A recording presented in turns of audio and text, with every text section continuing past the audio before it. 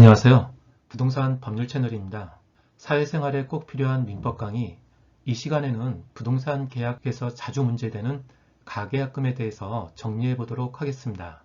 임대차 계약이나 매매 계약 또는 분양권 전매 계약과 같은 부동산 거래 과정에서 급하게 부동산을 구하는 수요자 입장에서는 공인중개사로부터 해당 부동산에 대해 다른 대기 수요자들이 있으니 가계약을 먼저 체결하라는 그런 권유를 받는 경우가 많습니다.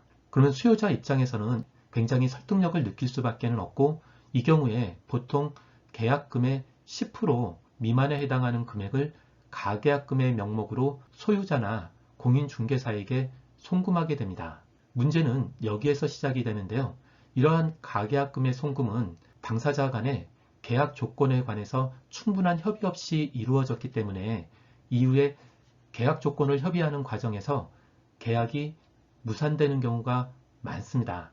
그러면 이 경우에 지급된 가계약금의 반환 문제를 둘러싸고 당사자 간에 분쟁이 발생하는 한편, 이러한 거래를 중개한 공인중개사를 상대로 손해배상 책임을 추궁할 가능성도 있겠습니다. 이런 점에서 이 가계약금은 굉장히 중요한 주제라고 할 수 있겠습니다. 그런데 이러한 가계약금 문제가 어려운 이유는 이런 가계약금에 대한 법률 규정이 없다는 점입니다. 또한 이 가계약금에 대해서는 확립된 판례가 없고 하급심 판례만이 존재하고 있습니다. 여기에 더해서 가계약이라는 것이 다양한 형태로 이루어지고 있기 때문에 일률적으로 그 효과를 결론짓기가 어려운 것이 현실입니다. 또 이러한 가계약금은 의사표시 해석이나 계약금 문제, 위약금, 손해배상의 예정, 이러한 민법상의 여러 문제와 관련이 되는 점에서 이론적으로도 어려운 측면이 있습니다. 이제 이러한 문제 때문에 가계약금에 대해서 여러 의견이 존재하고 또 그 중에는 잘못된 내용들도 다수 존재하게 되는데요. 이제 그러한 점에서 부동산 법률 채널에서는 기존 가계약금에 대한 학설과 판례의 내용을 정리해 보도록 하겠습니다. 가계약금에 대한 설명이 다소 길어지고 지루할 수가 있기 때문에 들으시는 분들의 편의를 위해서 먼저 가계약금과 관련된 대표적인 문제 유형을 소개해 드리겠습니다. 첫 번째 사례는 갑이 계약 체결을 원한다며 먼저 가계약금 1,000만 원을 을에게 송금했습니다. 그리고 갑과 을은 다음날 중개인 사무실에서 만나 구체적인 매매 대금과 지급 시기 등을 정하기로 했습니다.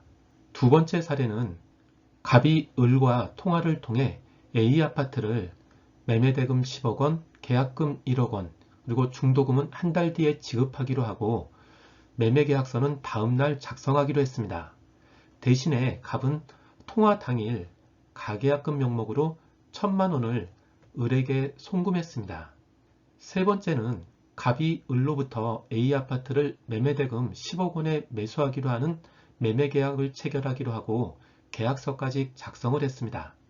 이때 계약금 1억 원 중 1,000만 원은 계약 당일에 지급하고 나머지 9천만 원은 다음 날 을의 은행계좌로 송금하기로 약속했는데요. 문제는 이 세 가지 사례 모두 그 사이에 11억 원에 매수하겠다는 사람이 나타나자 매도인 을이 태도를 바꿔서 갑에게 계약이 없었던 것으로 하자고 합니다. 이 경우에 매도인 을은 갑에게 얼마를 반환을 해야 될까요? 제가 이 시간에 말씀드릴 가계약금과 관련된 대표적인 사례 유형은 크게 네 가지가 있는데요. 첫 번째 사례는 가계약금만 송금이 됐지 실제로 매매대금이나 지급시기 등이 정해지지 않은 점에서 갑과 을 사이에 어떠한 계약이 성립되었다라고 볼 수가 없겠습니다. 두 번째 사례는 매매대금과 계약금, 중도금 이런 계약의 본질적인 사항이 합의가 된 상태입니다. 이제 이런 상태에서 가계약금 명목으로 1,000만 원을 입금한 점에서 첫 번째 사례와 차이가 있겠습니다. 세 번째 사례는 이미 갑과 을 사이에 계약서까지 작성을 했고 다만 계약금 일부만 계약 당일에 지급한 사례인데요. 이 두 번째 사례와 유사한데 이 두 번째 사례에서는 아직 계약서 작성 전에 가계약금 명목으로 1,000만 원을 지급한 점에서 이 세 번째 사례와 차이가 있겠습니다. 강의를 들으시는 분들께서는 이제 이러한 세 가지 유형의 차이점을 먼저 이해를 하시고 앞으로 제가 드리는 설명을 통해 이러한 사례들이 어떻게 해결되는지에 주의를 해주시면 되겠습니다. 가계약금과 관련된 네 가지 유형 중에서 앞에 설명드린 세 가지 외에 추가적으로 한 가지 사례가 더 있는데요. 갑은 목적 부동산에 관해서 매매대금 2억 7천만 원, 잔금 지급일 2018년 10월 중순, 계약금은 매매대금의 10%로 하고 가계약금은 300만 원이라는 을의 제안을 받고 을에게 가계약금 명분으로 300만 원을 송금했습니다. 그런데 갑의 사정으로 매매계약 체결을 포기하게 됐고 이 경우에 갑이 지급했던 가계약금을 돌려달라고 합니다. 그러면 이 경우에 을은 그 가계약금 300만 원을 반환할 의무가 있을까요? 지금 소개해드린 사례 역시 갑과 을 사이에 매매계약의 본질적 사항에 대해서 어느 정도 합의가 이루어졌습니다. 이제 그런 상태에서 가계약금이 송금이 됐는데요. 이제 이러한 사례가 앞에 소개해드린 사례들과 어떠한 차이점이 있는지를 이해해 주시면 되겠습니다. 먼저 가계약금의 개념을 살펴보도록 하겠습니다. 가계약금이라는 건 그 본질 속에 계약이 체결되지 않은 상황을 전제하고 있는데요.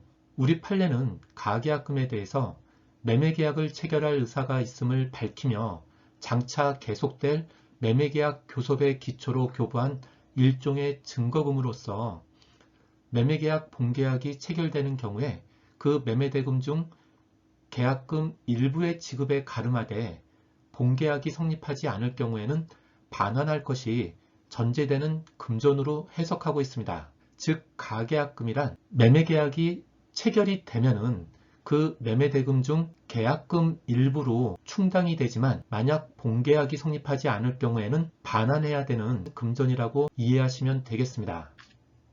부동산 계약 현실에서 가계약금이나 계약금이 문제되는 유형을 정리해 보도록 하겠습니다.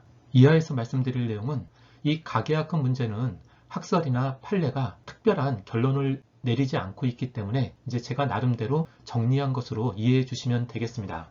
일단 보통의 매매계약에서는 계약서를 작성하면서 계약금을 지급하고 나머지 중도금이나 잔금을 이후에 지급하는 형태로 계약이 진행됩니다. 그런데 매매계약 체결 과정에서 가계약금을 지급하는 경우가 있는데요. 이러한 가계약금의 지급은 계약서가 작성되지 않은 상태에서 지급되는 경우로 생각해 주시면 되겠습니다.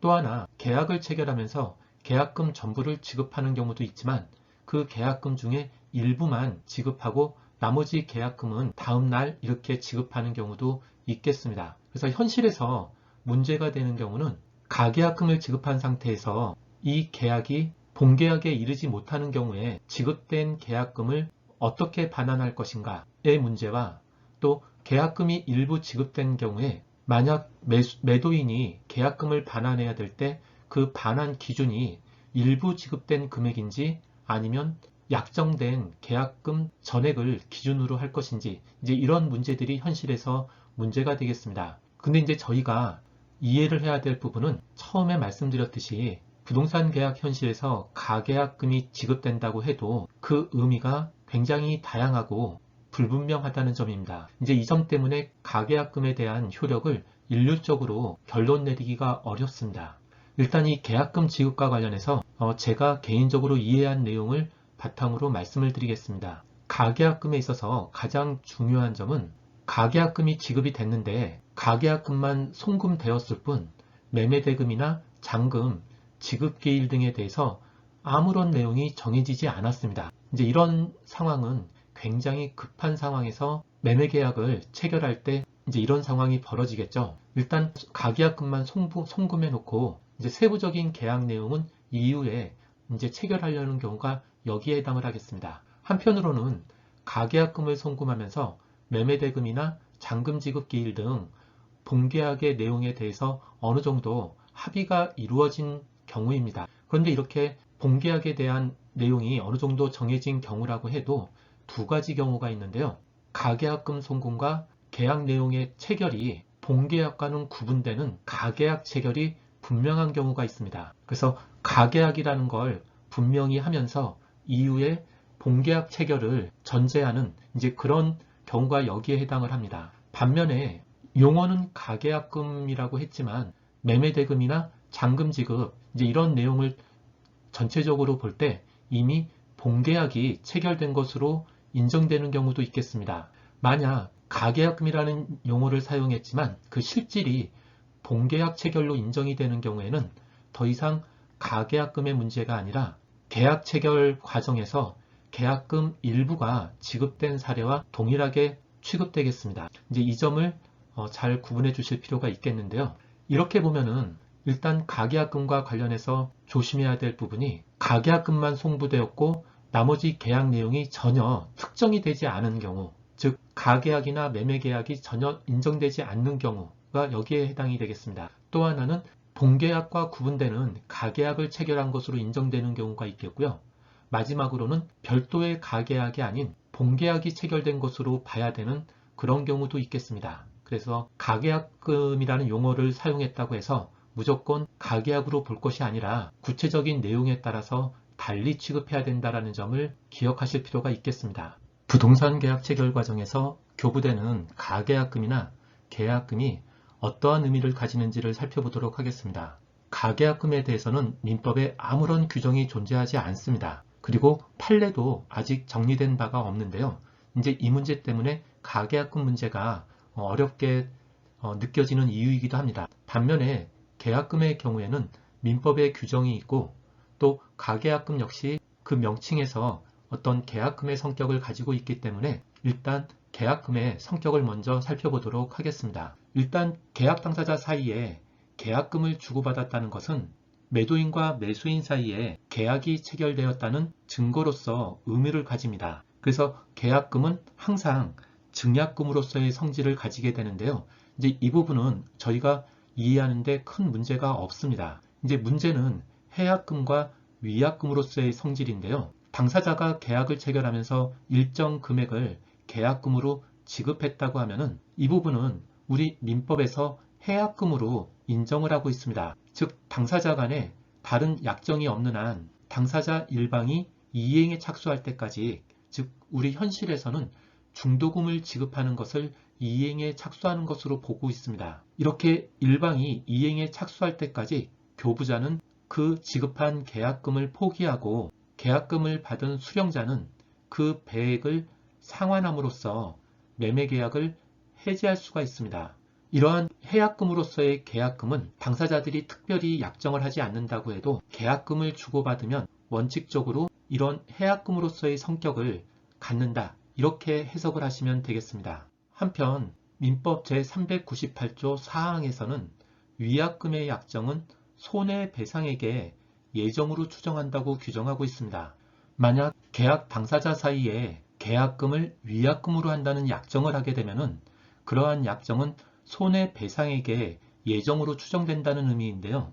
여기서 계약금을 위약금으로 약정한다는 의미는 교부자가 포기하고 수령자가 배액을 상환하는 것과 마찬가지로 만약 채무 불이행이 발생하면 계약금을 지급한 사람은 포기하고 받은 사람은 계약금의 배액을 손해배상으로 지급해야 된다. 이제 그렇게 해석을 하시면 되겠죠. 이러한 위약금의 내용은 해약금의 내용과 크게 다르지 않습니다. 이 위약금의 약정이라는 건 원래 채무를 불이행하게 되면은 이제 그에 따른 손해가 발생을 하게 되고 채권자 입장에서는 손해의 금액을 입증을 해야 되는데요. 그런 입증의 곤란을 덜어주기 위해서 손해배상액을 위약금으로 정하는 그런 약정입니다. 그래서 실제 손해배상액이 계약금보다 많다고 해도 계약금 이상의 손해배상을 청구할 수는 없는 이제 그런 효과가 발생하게 됩니다. 어쨌든 계약금을 주고받았을 때 그 계약금은 민법 565조에 의해서 해약금으로서의 성격을 가지게 되고요. 이러한 계약금이 당연히 위약금으로서의 성격을 갖는 건 아니고 당사자 간에 계약금을 위약금으로 한다는 그런 약정을 하게 되면은 이때는 손해배상액의 예정으로서의 성격을 갖는다. 이제 이렇게 해석하시면 되겠습니다. 어쨌든 계약금은 증약금, 해약금, 위약금 이런 성격을 가지게 되죠. 그렇지만 가계약금은 계약금과 달리 이러한 내용들이 규정이 없기 때문에 이제 가계약금을 어떻게 해석할지는 의사표시 또 당사자 간의 의사의 해석에 달려 있다고 하겠습니다. 한편으로 계약금을 지급하는 계약도 있겠지만 계약금이 약정되지 않은 그런 계약도 있겠죠. 여기서 저희가 이렇게 중요하게 생각해야 될 부분이 계약금을 지급하지 않으면 오히려 계약의 구속력이 없지 않을까 이렇게 이제 생각할 수 있는데요. 오히려 계약금은 당사자로 하여금 어떤 사유를 불문하고 이행에 착수할 때까지 계약금에 해당하는 금액만 손해보면은 자유롭게 계약을 해지할 수 있는 그런 권한을 부여하고 있습니다. 이렇게 보면은 계약금을 약정하지 않았다라는 건 계약을 해지할 수 없도록 하겠다는 이제 그런 의미로 해석이 되겠죠. 그래서 계약을 체결하면서 계약금이 없다는 것은 오히려 양쪽 당사자 모두 채무 불이행이 없는 한 계약을 해지할 수 없다는 것을 의미합니다. 어떻게 보면 계약의 구속력이 굉장히 강하다는 걸 알 수 있겠죠. 그래서 계약금이 없는 경우에는 해제가 불가능하다는 점, 이제 이 점을 주의 깊게 이해할 필요가 있겠습니다. 실제 부동산 매매 계약서를 보면은 그림에서 보시는 바와 같이 계약의 해제 조항이 있는데요. 앞에서 살펴본 민법 규정과 유사한 내용이 포함되어 있습니다. 매수인이 매도인에게 중도금, 만약 중도금이 없을 때에는 잔금인데요. 이러한 중도금을 지불하기 전까지 매도인은 계약금의 배액을 상환하고 매수인은 계약금을 포기하고 계약을 해지할 수 있다고 규정되어 있습니다. 민법 규정에서는 이행에 착수할 때까지로 규정이 되어 있지만 실제 부동산 매매 계약서에서는 그 기준을 조금 더 분명하게 구체적으로 기술하고 있는데요. 중도금, 그리고 중도금이 없을 때에는 잔금을 지불하기 전까지 해지할 수 있다. 이렇게 규정하고 있습니다. 계약서에 이 계약의 해제 조항이 없다고 해도 민법 규정에 의해서 계약금은 해약금으로서의 성격을 가지는데요. 다만 민법 규정을 조금 더 구체적으로 규정을 하고 있다고 생각하시면 되겠습니다. 보시는 계약서에서 이 계약의 해제 조항 밑에 있는 조항이 바로 위약금에 관련된 조항인데요. 채무 불이행과 손해배상이라는 제목으로 되어 있습니다. 여기에 보시면은 매도인과 매수인은 계약 내용에 대해서 불이행이 있을 경우에 그 상대방은 불이행 환자에 대해서 서면으로 최고하고 계약을 해지할 수 있다. 계약 당사자는 계약 해지에 따른 손해배상을 상대방에게 청구할 수 있는데 이때 손해배상에 대해서는 별도의 약정이 없는 한 계약금을 손해배상의 기준으로 본다고 되어 있습니다. 계약금을 손해배상의 기준으로 본다는 것이 바로 저희가 앞에서 살펴본 위약금의 약정에 해당이 되겠죠. 만약 부동산 매매 계약서에 이 6조가 없다고 하면은 위약금 약정이 없는 것입니다. 해약금 조항은 계약서에 없다고 해도 민법 규정에 의해서 해약금으로 작용을 하겠지만 위약금은 이렇게 당사자 간에 계약금을 위약금으로 한다는 특약이 존재해야지 위약금으로서의 성격을 가지게 됩니다. 이제 그런 점에서 이 해약금 조항과 위약금 조항은 이제 성격이 틀리다는 점을 구분할 필요가 있겠습니다. 앞에서 살펴본 바와 같이 계약금이 민법 규정에 의해서 해약금이나 또는 위약금으로서의 기능을 하기 위해서는 그 계약금의 발생 근거가 되는 계약이 유효하게 성립되고 효력을 발생해야 됩니다.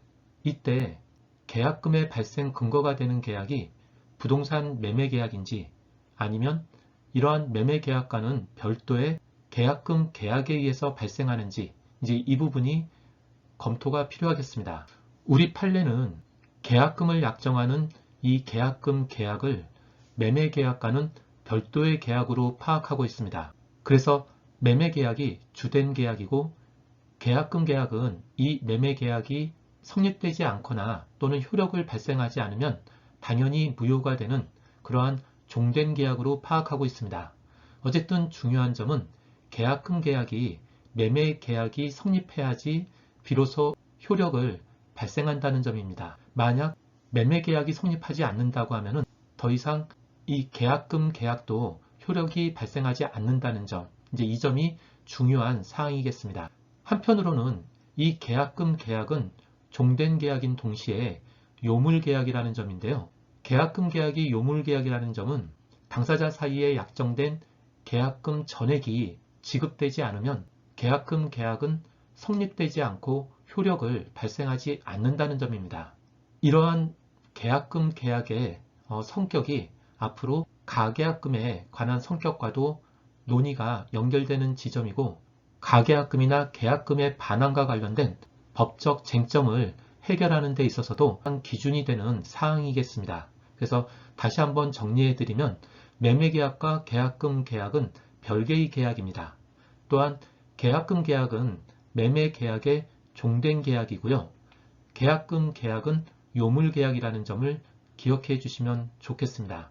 앞에서 학습한 내용을 바탕으로 가계약금 문제에 대한 어떤 판단 기준을 정리해 보도록 하겠습니다. 가계약금이나 계약금 모두 기본적으로는 사적 자치를 원칙으로 하는 우리 민법하에서 그 반환에 관해서 당사자 간의 특약이 있으면 그 특약에 따르는 것이 원칙이겠습니다. 다만 현실에서는 가계약금을 지급하면서 그 반환에 대해서 약정하는 것은 현실적으로 드물기 때문에 가계약금 문제에 있어서는 특약이 존재하지 않는 경우가 대부분이겠습니다. 이제 그런 점에서 이러한 반환에 관한 특약이 없는 경우에 이제 이 부분에 대해서 우리가 학습에 중점을 두도록 하겠습니다.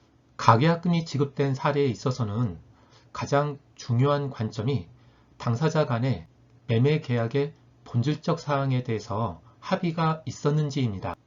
만약 가계약금만 송금이 됐지 구체적인 계약 내용에 대해서는 이후에 별도로 합의할 것을 약정했다라고 하면은 이제 그 부분은 계약의 본질적 사항이 합의되지 않은 이제 그런 상황이고, 따라서 가계약에 따른 구속력이 발생하지 않겠습니다. 때문에 가계약금을 지급한 사람은 본계약의 체결을 원하지 않을 때에는 상대방에 대해서 지급된 가계약금을 부당이득으로 반환 청구할 수 있는 것이 원칙이겠습니다. 그런데 당사자 간에 합의된 내용이 계약의 본질적 사항을 포함하고 있는 경우에는 문제가 달라지게 됩니다. 가계약금을 지급하면서 실제 본계약의 내용 대부분을 합의하는 경우들이 많은데요. 이런 경우에 본계약과 구분되는 가계약의 체결을 분명히 하는 경우가 존재합니다. 이제 이때는 계약 내용의 본질적 내용을 포함하고 있다고 해도 본계약 체결이 아닌 가계약 체결을 분명히 하고 있는 점에서 본계약이 체결된 것은 아니고 가계약이 체결된 것으로 볼 수 있습니다. 이제 이렇게 체결된 가계약이 원래는 본래 의미의 가계약이라고 할 수 있겠는데요. 이러한 가계약에 대해서 우리 판례는 매수인에게 일방적인 매매계약 체결 요구권을 부여한 것으로 보고 있습니다. 다만 이제 이러한 판례는 우리 대법원의 확립된 판례가 아니라 하급심 판례이긴 하지만 다른 하급심에서도 점차 이러한 판례를 인용하는 추세이기 때문에 이제 이러한 관점을 이해하실 필요가 있겠습니다. 반면에 본계약과 구분되는 가계약이 분명하지 않은 그런 경우가 있는데요. 이제 이러한 경우에는 비록 가계약금이 송금이 되었지만 전반적인 계약 내용이 다 합의가 되었기 때문에 본계약이 체결된 것으로 볼 수 있고, 이렇게 본계약이 체결된 경우에는 더 이상 가계약금이 아니라 지급된 가계약금은 이미 계약금이 지급이 된 거고, 굳이 비유하면은 계약금의 일부가 지급된 사안으로 볼 수 있겠습니다. 그래서 이 문제는 계약금의 일부 지급 문제로 된다 하는 점을 잘 기억하실 필요가 있겠고요.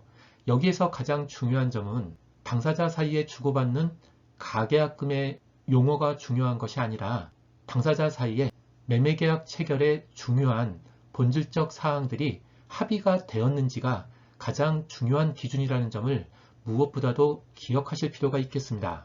앞에서 가계약금의 판단 기준을 검토하면서 가장 먼저 검토해야 될 사항이 당사자 간의 매매 본계약이 성립했는지를 판단하는 것이라고 말씀드렸습니다.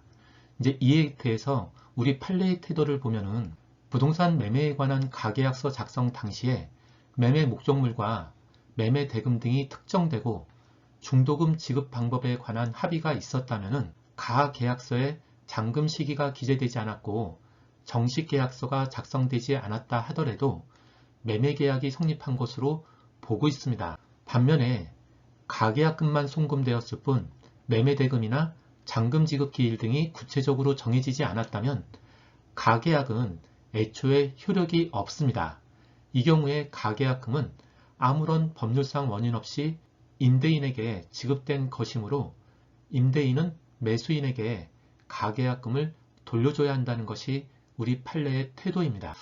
본계약과 구분되는 가계약이 당사자 사이에 체결된 것으로 보는 경우에 우리 판례는 이러한 가계약금 수수에 대해서 다음과 같은 내용으로 설명을 하고 있습니다. 근데 다만 이 판례는 대법원에 확립된 판례가 아니라 하급심 판례이기 때문에 아직 일반화하기에는 어려운 측면이 있습니다. 다만 이 판례가 점차 다른 하급심들에도 자주 인용이 되고 있는 추세이기 때문에 일단 가계약금의 효력에 대해서는 이 하급심 판례를 기억해 두실 필요가 있다고 생각합니다. 이 하급심 판례에서는 매매계약과 관련해서 가계약을 체결하고 가계약금을 수수하는 것은 당사자들 사이에 다른 특별한 약정이 없는 한 매수인에게 일방적인 매매계약 체결 요구권을 부여하는 대신에 매수인이 매매계약의 체결을 포기하는 경우 가계약금의 반환 역시 포기하도록 한 것이다. 때문에 본계약 체결을 스스로 거부한 매수자는 가계약금의 반환을 청구할 수 없다고 판시하고 있습니다. 우리가 이 하급심 판례를 이해할 때 가계약금을 지급한 당사자는 본계약 체결을 원하지 않을 때 가계약금의 반환을 청구할 수 없다. 이제 이 정도인데요. 사실은 이 가계약금에 대해서 이 하급심 판례와 같이 어떤 매수인에게 일방적인 매매계약 체결 요구권을 부여한 것으로 보지 않아도 원칙적으로 가계약금이 계약금으로서의 성격을 갖고 있다고 하면 계약금을 교부한 사람은 계약금을 포기하고 계약금을 받은 사람은 그 배액을 상환함으로써 계약을 해지할 수 있다는 일반적인 계약금 법리에 따를 때 매수인은 가계약금의 반환을 청구할 수 없다는 점은 동일합니다. 다만 하급심 판례가 의미가 있는 것은 지금 이런 경우에 계약을 해지할 수 있는 사람은 계약금을 지급한 매수인 뿐이지 매도인은 가계약 단계에서는 계약을 체결할 수 없다는 것입니다. 근데 이제 이러한 부분에 대해서는 법학자들 사이에서는 이러한 판례가 너무 지나치게 매수인에게만 유리한 해석이고 공평한 해석을 위해서는 계약금의 일반적인 효력처럼 가계약금의 경우에도 매도인이 받은 계약금의 2배를 돌려주면 계약을 해지할 수 있도록 하는 것이 타당하다 하는 의견도 있습니다. 그렇지만 이제 저희는 여기에서 아직 정립되지 않은 부분이기 때문에 가계약금을 지급한 사람은 그 반환을 청구할 수 없다. 이 정도로만 정리하시면 충분하겠습니다. 가장 문제가 되는 경우는 당사자들은 가계약금을 지급했고 계약 체결이 안 되었다라고 생각하지만 당사자 간의 합의 내용이나 또는 공인중개사와 주고받은 문자 등에 비추어서 이미 계약이 체결되었다고 인정이 되는 그런 경우가 많다는 점입니다. 이제 이런 점을 굉장히 조심해야 되는데요. 이런 경우에 이미 지급된 계약금은 비록 가계약금이 지급되었다고 해도 계약이 체결되었다고 하면은 그 가계약금은 더 이상 가계약금이 아니라 계약금입니다. 다만 계약금 전액이 지급된 것이 아니라 일부가 지급된 것으로 볼 수 있겠습니다. 계약금 일부만 지급된 경우에 매도인이 계약을 해지하고 싶을 때 실제로 지급받은 일부 계약금의 배액을 상환하고 계약을 해지할 수 있는지 아니면 애초에 약정이 된 전액에 대해서 배액을 상환해야 하는지 이 부분이 쟁점이 되겠습니다. 이에 관해서 우리 법원은 만약 계약금이 일부 지급된 경우에 실제 교부받은 계약금의 배액만을 상환해서 매매계약을 해지할 수 있다면 이는 당사자가 일정한 금액을 계약금으로 정한 의사에 반하게 된다고 합니다.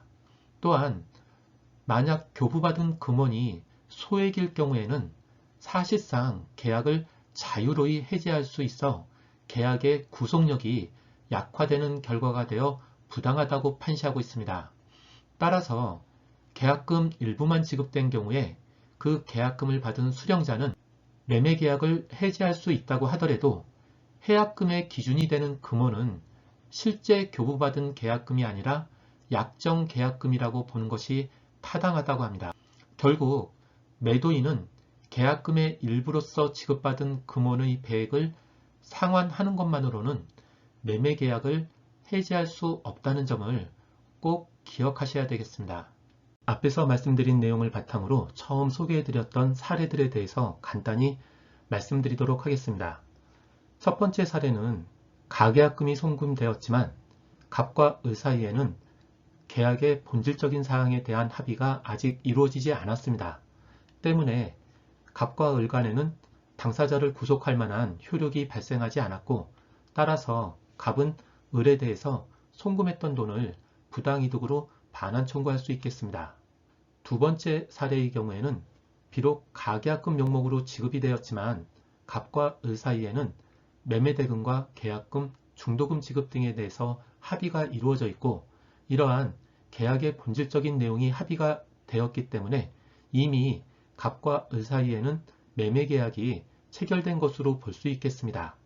그렇다면 이미 지급된 가계약금 1,000만 원은 가계약금이 아니라 계약금 중의 일부라고 할 수 있겠습니다. 이 경우에는 3번 사례와 실질적으로는 동일하겠습니다.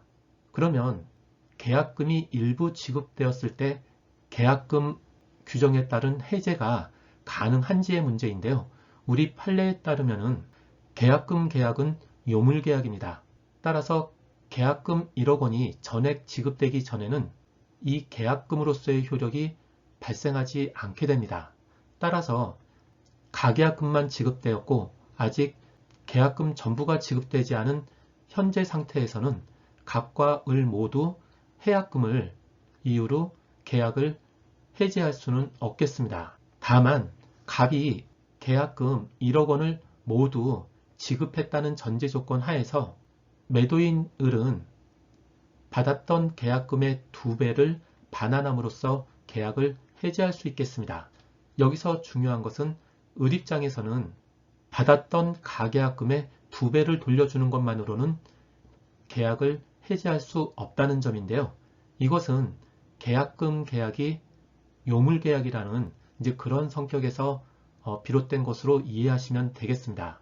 네 번째 사례는 비록 가계약금이 지급되었지만 역시 계약의 본질적인 내용이 합의가 된 상태이므로 앞에 소개해드린 사례와 마찬가지로 이미 계약이 체결된 것으로 볼 수도 있겠습니다. 그렇지만 앞의 사례와의 차이점이 지금 해당 사례는 분명히 가계약과 본계약을 구분하고 있습니다. 그런 점에서 이 사례는 제가 처음 소개해드렸던 매매계약의 본질적인 사항이 합의가 되었지만 본계약과는 구분되는 가계약이 분명하게 인정이 되는 사례에 그 유형에 해당이 되겠습니다. 이렇게 가계약금이 송금이 되었고 이러한 가계약금은 일방 당사자에게 일방적인 계약 체결 요구권을 인정하는 대신에 만약 그 계약 체결을 포기하는 경우에는 가계약금의 반환을 요구할 수 없는 것으로 봐야 된다는 하급심 판례가 존재합니다. 따라서 하급심 판례에 따를 때 갑은 을에 대해서 가계약금 300만 원의 반환을 청구할 수 없겠습니다. 이제 이러한 전형적인 가계약금의 성격에 대해서는 앞으로 확장돼서 인용이 될 가능성이 크기 때문에 이 판례는 주의 깊게 이해할 필요가 있겠습니다.